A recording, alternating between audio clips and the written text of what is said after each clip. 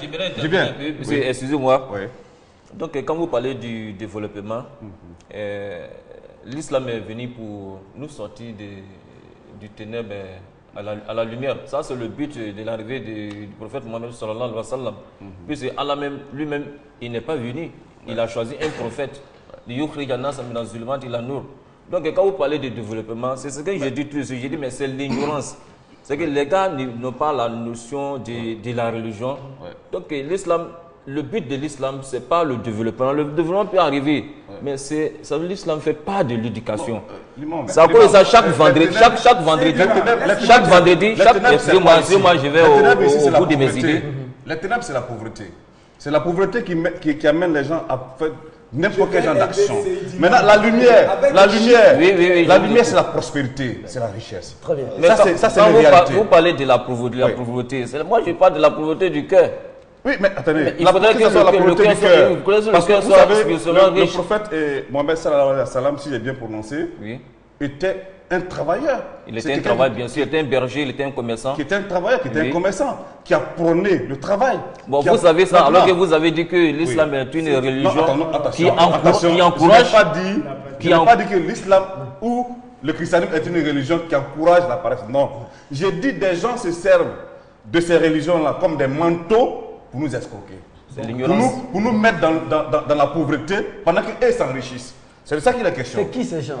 Ce sont les guides, ce sont certains guides religieux. Aujourd'hui, là, nous savons très bien qu'il y a des pasteurs, quand ils sont à l'église, au lieu de prôner peut-être, au lieu de lire la Bible ou autre, ils ne font que l'apologie de leurs costumes, de leurs montres, de leurs chaussures.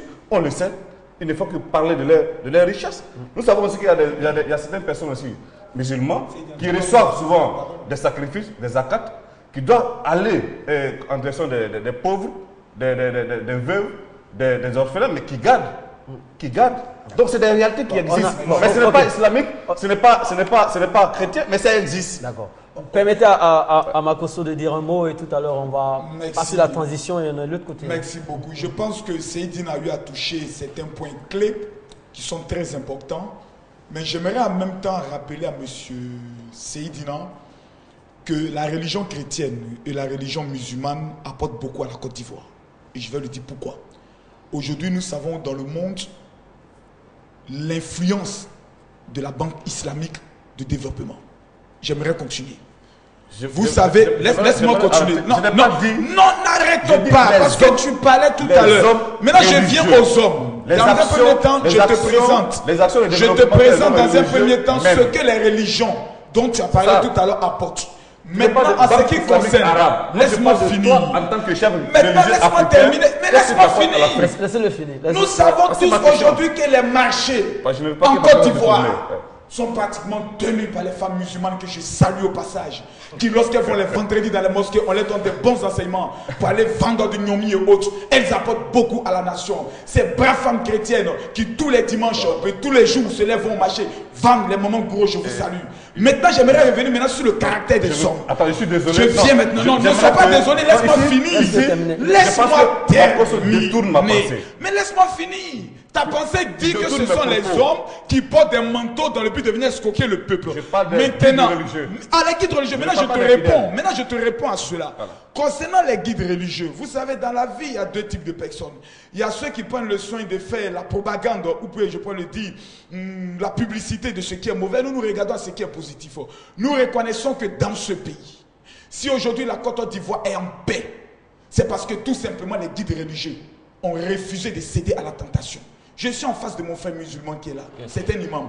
On se regarde, on ne se voit pas comme étant diable ou comme étant Dieu. On se regarde parce que Dieu n'est ni chrétien, Dieu n'est ni musulman. Dieu, il est Dieu.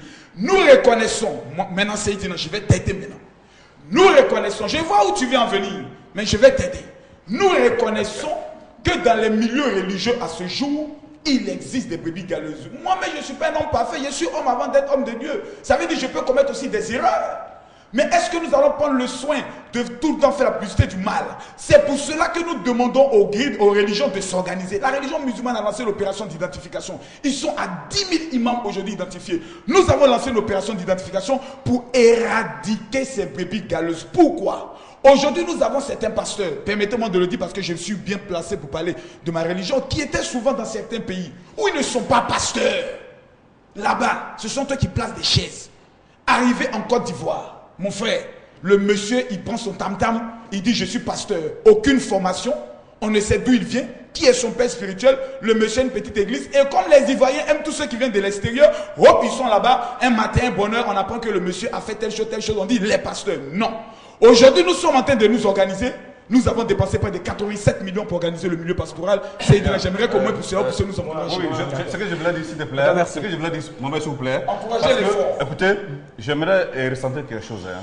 Je ne parle pas des musulmans fidèles ou des chrétiens fidèles. Les femmes dont tu parles, musulmans, je ne parle pas de cette personne-là, sincèrement. Donc, j'ai dit, ceux qui ont en charge de guider les gens, souvent, dupent les gens, abusent et ruinent. Ouais, pas tous. Certains, non, c'est clair.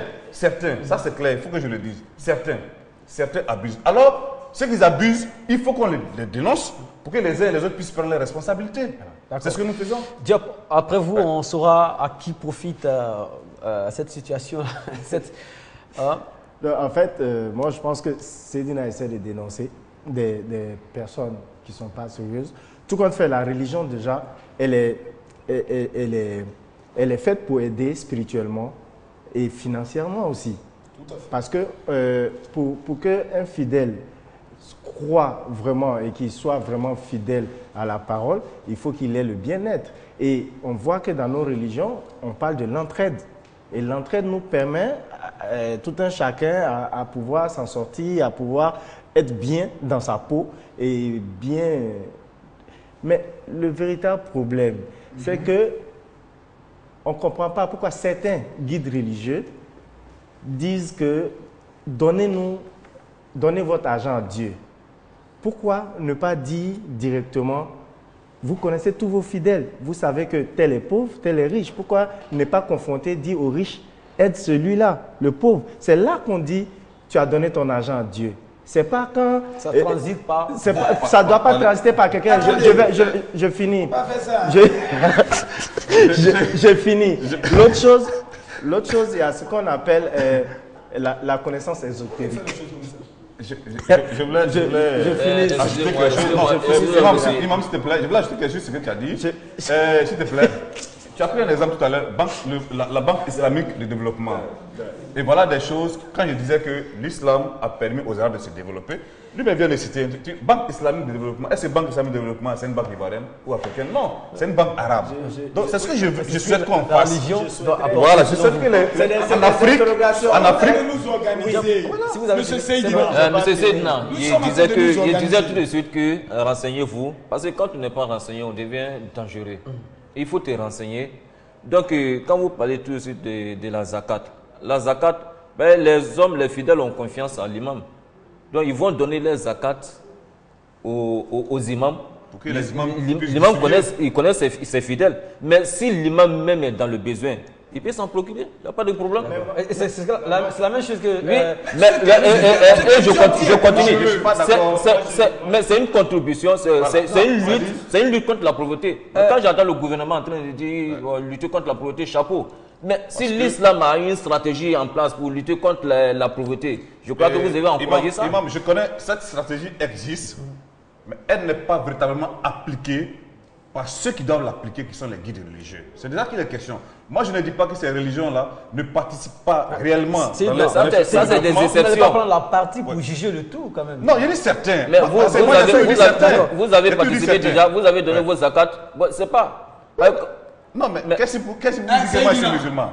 Ouais, mais même les frères chrétiens. On va savoir même des deux camps, mais qui a une fois mangé ton frère? Vous n'avez pas mis des choses en place pour lutter un peu contre la pauvreté? Bien sûr!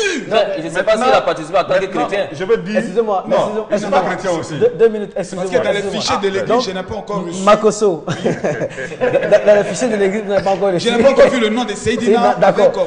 Lorsqu'il demande de détecter des pauvres parmi les fidèles qu'on va aider. Mais non, mais vous dites par exemple que c'est dangereux. Non, je pense qu'il faut mieux l'expliquer. La religion vraie est celle qui soutient le pauvre, l'orphelin et la veuve. C'est vrai. Mais il faut reconnaître aussi une vérité. L'église en tant qu'elle-même ou la mosquée en tant qu'elle-même a des charges. Le bâtiment, je pourrais le dire, ceux qui y travaillent, il y a des charges. Mais ce que nous aimons pour le soin d'indiquer, c'est de rappeler aux pasteurs et à l'imam leur mission première, qui est quoi? L'encadrement spirituel, l'encadrement, je pourrais le dire, moral, et aussi pour le soin d'appuyer le fidèle quand il est dans le besoin. Mais en même temps, quand on l'appuie, il faut l'apprendre à pécher. Donc aujourd'hui, quand vous regardez les mosquées et aujourd'hui les églises, avec le Cheikh Boakari Fofana qui est aujourd'hui à la tête de la communauté musulmane, les mentalités ont commencé à changer. Avec l'archevêque Assis Azito qui est chez nous à la tête, les mentalités ont commencé à changer. Le temps de dire aux fidèles, attends, le ciel va t'aider. Toi, c'est dépassé ça, hein? Parce que le monsieur, ça fait 2000 ans aussi, n'est pas aussi venu. Donc, sur la terre, il faut savoir travailler dur pour pouvoir s'en sortir. On encourage aujourd'hui les pasteurs, en dehors même du ministère, à avoir des entreprises, à avoir des activités. Et aujourd'hui, vous remarquez, certains imams ont des entreprises, des taxis et autres, pour permettre d'aider les fidèles. Ça se fait parce que tout simplement, lorsque nous le faisons, nous ne pouvons pas prendre des trompettes pour dire nous avons aidé tel ou tel fidèle, car la Bible déclare, quand la main gauche donne, la main droite ne doit pas le savoir. Donc il y a une certaine discrétion dans ce domaine aussi. On marque un tampon, on revient tout de suite.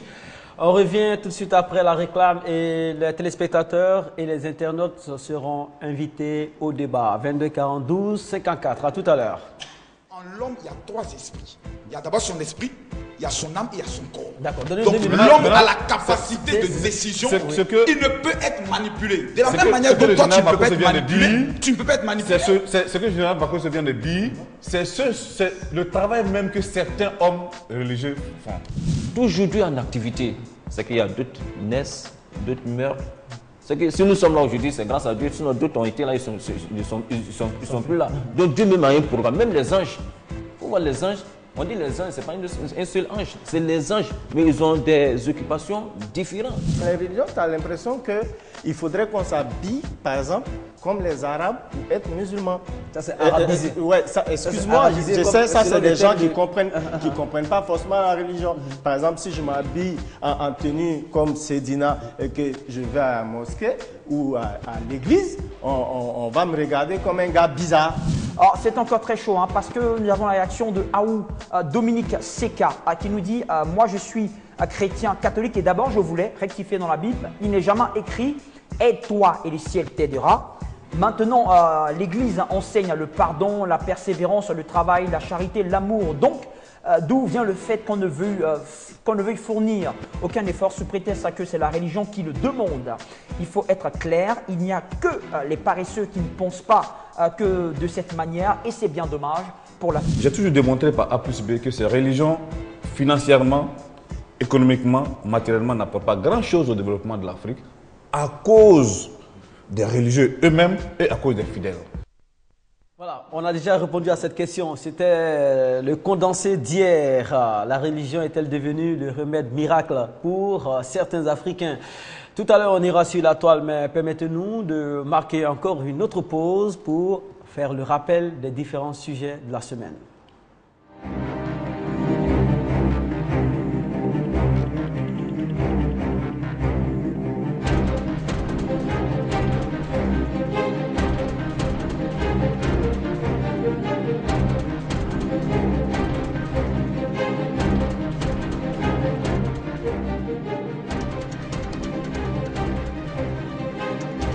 On garde le contact. Lundi. La religion en Afrique. Est-il vrai qu'on attend plus de la religion que de nos propres efforts?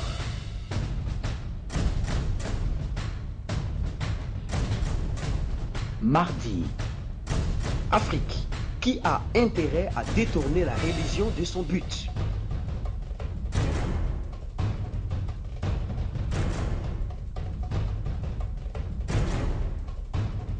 Mercredi.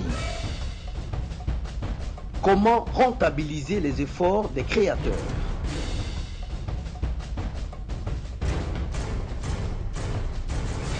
Réagissez en direct. On garde le contact sur RTI2. Vous avez enfin la parole. Nul n'a intérêt à détourner l'Église de sa mission véritable. Parce que nous savons que l'évangile de Jésus-Christ est pour le salut et le bonheur de ses enfants. Donc en tant que tel, nous devons enseigner la religion vraie. enseigner l'amour, la cordialité entre les enfants. Et ce, pour que nous puissions nous retrouver demain en présence de notre Père qui nous a créés ici. C'est le but réel de la religion. Et si nous tous, nous avons cet objectif, je pense que personne ne peut détourner la religion de son essence même, qui est l'amour. Si on pratique notre foi, Dieu nous donne le paradis. Voilà, c'est nous-mêmes qui avons intérêt de la religion. La religion, c'est quelque chose de très simple. Hein. La religion, ça a un fondement bien précis. Donc dans la religion, il faut surtout te baser sur le fondement de la religion. Il ne faut pas détenir la religion. Parce que chaque religion a un fondement bien précis, comme je le dis, pour dire que si au départ, tu forces le fondement, à partir de ce moment, tout devient faux. Donc détourner la religion de son principe, c'est aller en rencontre même de la religion. Parce que la religion même a un principe que Dieu m'a établi dans tous les livres. Dans le Coran comme dans la Bible, il y a des fondements qui ont été bien précisés. Donc c'est de se mentir à soi-même de détenir la religion. Sinon la religion est bien expliquée et on doit bien la pratiquer. 22 42 54, monsieur André nous appelle des deux plateaux, c'est dans la commune de Cocody. Bonjour monsieur. Monsieur André, vous êtes en direct et si vous nous entendez, André. Un problème de retour avec monsieur André, le temps de mettre de l'ordre dans tout cela. On est en train de situer les responsabilités et de comprendre à partir de quel moment le glissement est arrivé. Est-ce que ce sont les fidèles qui ont une mauvaise compréhension de la religion ou est-ce que les guides n'arrivent pas à rendre ce que la religion demande aux fidèles? Parce que si c'est devenu comme le creuset du salut, le remède miracle, à qui la faute, Diop? Déjà, les responsabilités, moi je pense que les responsabilités sont partagées.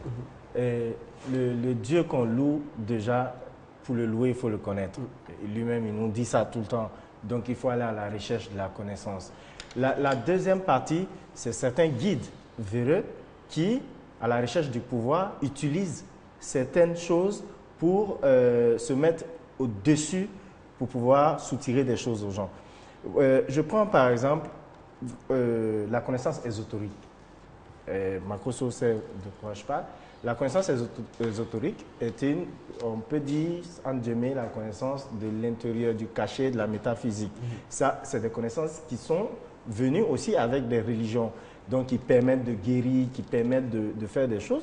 Et en Afrique, on a remarqué qu'on est d'une culture de Saint Thomas. Il faut voir pour croire. Donc, certaines personnes, pour pouvoir avoir la domination sur les autres, utilisent la connaissance ésotérique pour stimuler de la magie, des choses comme ça, pour endoctriner plusieurs personnes. Ça arrive. Et la connaissance ésotérique ne fait pas de toi un prophète. Parce que le terme prophète, la connaissance ésotérique peut te permettre de faire de la prophétie. Mais le terme prophète était gardé pour certaines personnes qui sont à la base des différents livres, comment on les appelle, les hommes du livre, c'est-à-dire les livres révélés. Donc on s'est dit, arrivé à un certain moment, tout le monde, par rapport à la connaissance ésotérique, se porte le titre de prophète. Porter le titre de prophète, c'est comme si on dit on est un élu de Dieu. Être élu de Dieu, tu te mets dans une position où les autres sont obligés de croire en toi obligatoirement. Pourtant, c'est ce que je disais hier, il faut se mettre dans la position d'employer des humains face à Dieu. Très bien. Et si on se met dans cette position-là, je crois que les fidèles seront plus à l'aise qu'ils sont dans une position de soumission. Et on ne comprend pas, c'est quel Dieu, excusez-moi d'aimer dans ce guide véreux, c'est quel Dieu qui ruine les pauvres et que lui, son guide, est riche que ses fidèles. Makoso va réagir à ça tout de suite. Permettez-nous de prendre André. André est de retour. Il est au téléphone. Monsieur André, vous êtes de retour? André, est-il de retour? Oui, merci d'être avec nous, André. Oui, je suis là. Voilà, on vous entend, Monsieur André, vous êtes en direct. Oui, contribuer. J'aimerais dire, en fait, le travail, je prends le milieu des pasteurs que je connais un peu mieux. Être pasteur, c'est un travail comme tout autre. Il faut que les gens se le disent. Quand le pasteur, il prie, il intercède, tout ce qu'il fait, c'est son travail à lui, comme nous, comme un monsieur peut être enseignant ou être journaliste. Donc je veux dire, il faut que les gens admettent que c'est d'abord un travail. Et donc ils vivent de ce travail. Il n'y a donc pas d'escroquerie en principe. Maintenant, c'est vrai qu'il peut y avoir toujours des gens qui en toute chose exagèrent. Logiquement, si un pasteur a 10 millions sur son compte en banque, ça suppose que dans l'église, il y a 100 millions qui tournent, qui circulent. Parce que le pasteur n'a que le 10e de ce que l'église a, en principe. Donc, si le pasteur a 20 millions et que dans l'église, on ne trouve que 15 millions, il y a un problème.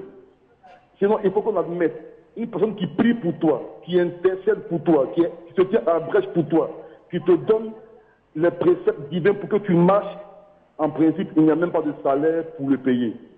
Véritablement, il n'y a pas de salaire pour le payer. On ne peut pas payer ce service-là. Voilà. C'est pour ça que Dieu dit que nous sommes ses serviteurs. Nous, si on voulait rémunérer, ça allait être compliqué de rémunérer. Mais il faut, mais comme on peut le dire, il y a toujours des gens qui font autre chose. Mais il faut qu'on aille sur le principe que c'est un travail comme tout autre qui doit être rémunéré et duquel le pasteur vit. Voilà, c'est ce que je voulais apporter comme contribution. Merci beaucoup, excellente journée. Je voulais réagir sur un thème intercéder. Intercéder, moi, ça me choque. Dieu, il est partout. Il entend tout le monde. Il dit, louez-moi quand vous avez besoin de moi, je vous répondrai. Est-ce que, quand on parle d'intercéder, là, on revient dans la forme africaine qui dit, génie de l'eau, intercède pour moi auprès de Dieu. Il n'y a pas de, je ne pense pas qu'il y ait, parce que c'est ce genre de position qui endoctrine les populations. Dieu est en face de tout le monde. Il est partout, où que tu sois, il est présent partout. Donc, il n'y a pas d'intermédiaire entre l'homme et Dieu. Je pense. Je vais t'aider, Diop. Ça, c'est ce que tu penses. Mais en réalité, il y a des intermédiaires. Je vais t'expliquer maintenant pourquoi. Oui, ce que le frère vient de dire est plus qu'important. Tu vois, il dit, nous sommes dans nos occupations, je fais mon boulot, je cours à gauche, à droite. Le pasteur est dans la prière. Il prie, Seigneur, mon fils Diop qui va au travail, bénis-le. Permets que ses activités marchent.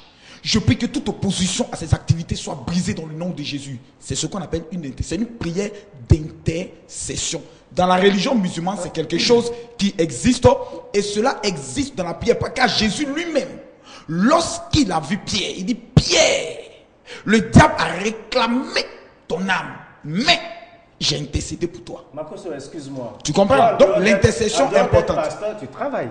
Mais en dehors d'être pasteur, oui. Ça c'est pas. Oui, donc vous pouvez pas. Tout le monde ne peut pas comprendre cela. Oui, mais le travail, tout le monde. Être pasteur ne peut pas être un travail. Ça peut pas être un métier. Non, ça peut pas être un métier. Parce que tu as choisi de te mettre à la disposition du peuple. Je prends le soin de te le dire. On ne devient pas pasteur qui veut. C'est du bénévolat. Un monsieur qui va aller faire. C'est un choix de vie. Non. Un monsieur qui a fait ses 7 ans d'études de théologie, qui viendra s'asseoir. Vous allez me dire que ce monsieur-là, c'est du bénévolat. Non, mais attends. Il a consacré toute sa vie à une formation. Non, c'est pas le seul de venir. Tout ce qui concerne Nous sommes dans un monde organisé. C'est du bénévolat. Moi, c'est du bénévolat. 7 ans de formation. Je pense que. Tu vas me dire que c'est du bénévolat. Ce n'est pas du bénévolat. C'est un boulot. Pasteur, permettez. Pasteur. Maintenant, je vais maintenant conclure sur ce que Job disait tout à l'heure en parlant de certaines qui utilisent, je pourrais le dire, des pratiques occultes dans le but de pouvoir y rentrer.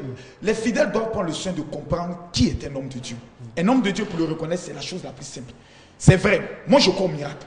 Parce que moi-même j'avais un problème. Dieu, c'est un pasteur qui a prié pour moi. Je ne me suis pas convaincu, je ne suis pas né chrétien. C'est après ma guérison, sans prémédicament. C'est pour ça que je voulais répondre au docteur pour dire que le docteur soigne, mais c'est Dieu qui guérit. C'est à partir de là, moi je me suis converti. Pour dire que lorsque un homme de Dieu met l'accent sur lui, moi, quand moi, Vous voyez, moi, cet homme-là, ce n'est pas un pasteur. Le pasteur, lorsqu'il fait toute chose, ou l'imam, c'est pour Dieu fidèle, aimer Dieu. Vivez dans la sanctification. Voler n'est pas bon. Mentir n'est pas bon. Soyez des hommes intègres. Craignez Dieu. C'est tellement simple pour reconnaître un homme de Dieu qui attire les gens pour lui. C'est pas un homme de Dieu. D'accord, on vous a compris. On va de l'autre côté. Patrick Ndiakan est là et malheureusement on ne pourra pas répondre aux réactions des internautes, mais on pourra rendre public certaines réactions. À tout à l'heure.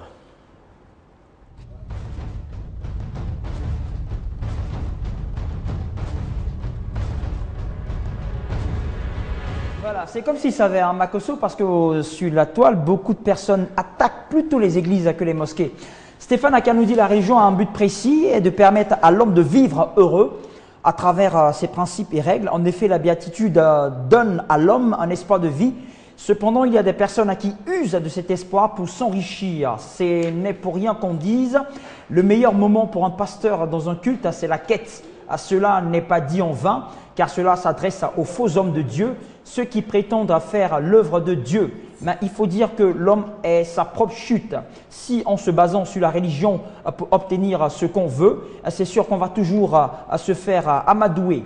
Une chose est sûre, c'est que ceux qui détournent les buts de la religion subiront les châtiments de Dieu. On va terminer, si vous me permettez, Mohamed. Bon, dernière. Rapidement, une dernière. D'accord. Yannick Boa nous dit, il faut dire aussi que c'est nous-mêmes la cause aujourd'hui de tout le monde qui est en quête de miracles. Ici, là, c'est normal qu'à chaque coin de rue, celui qui s'auto-proclame pasteur ou prophète puisse, puisque c'est monnaie courante de se faire de l'argent rapidement, ils vont juste dans les pays voisins prendre des pouvoirs occultes et c'est fini. Il suffit qu'ils placent 2 chaises et quelques guérisons bizarres. Tu reviens 1 an et l'église est construite et avec des fidèles pleins dans le coin. Voilà. Bon, on aura l'occasion, Makosso et Imam, de répondre à ces différentes réactions. Le temps pour nous de passer ce communiqué très important. L'équipe du BIC invite les téléspectateurs et le grand public à l'enregistrement du prochain numéro le dimanche 30 novembre à Vridi, cité à la plage, le Bloco à partir de 9h. Donc c'est désormais clair et officiel. Le BIC aura bel et bien lieu le dimanche 30 novembre à Vridi, cité à la plage, le Bloco à partir de 9h. Artistes invités, Nestor David, Betika, Baby Philippe, Claire Baye, Maréchal, Hop, Chérine. Madame, Messieurs, on a été très heureux d'être en votre compagnie. L'imam. Monsieur Mohamed. On a malheureusement terminé. On va se retrouver le lundi si vous voulez bien. Inch'Allah, Inch'Allah. Mais j'aimerais dire un dernier mot. Concernant l'intervention de M. Diop, qu'il considère que les imams, les pasteurs sont beaucoup chargés. C'est un boulot. C'est un boulot spirituel. Donc là, quand il s'agit des mariages, c'est l'imam qui doit intervenir, les baptêmes, les funérailles. Donc, moi, je comprends pas les fidèles d'autres interventions qui pensent que l'imam doit être dans les boubous sales, boubous déchirés. Mais là, comme ça, tu es devant les fidèles. Donc, il faut toujours propre, souriant, parce que toi, tu dois guérir le cœur, tu parles au cœur. Ouais. Tu dois inspirer confiance. Tu dois inspirer confiance. Merci. Merci beaucoup. Merci Imam. Oui. Merci, vous avez été compris. Merci Makosso, merci Diop, merci Seydina et Patrick. On salue toute l'équipe, Ibrahim, Yao, les 2 Yao. Et l'émission a été réalisée par Fatou Koulibaly. Les programmes se poursuivent sur RTI2. Merci.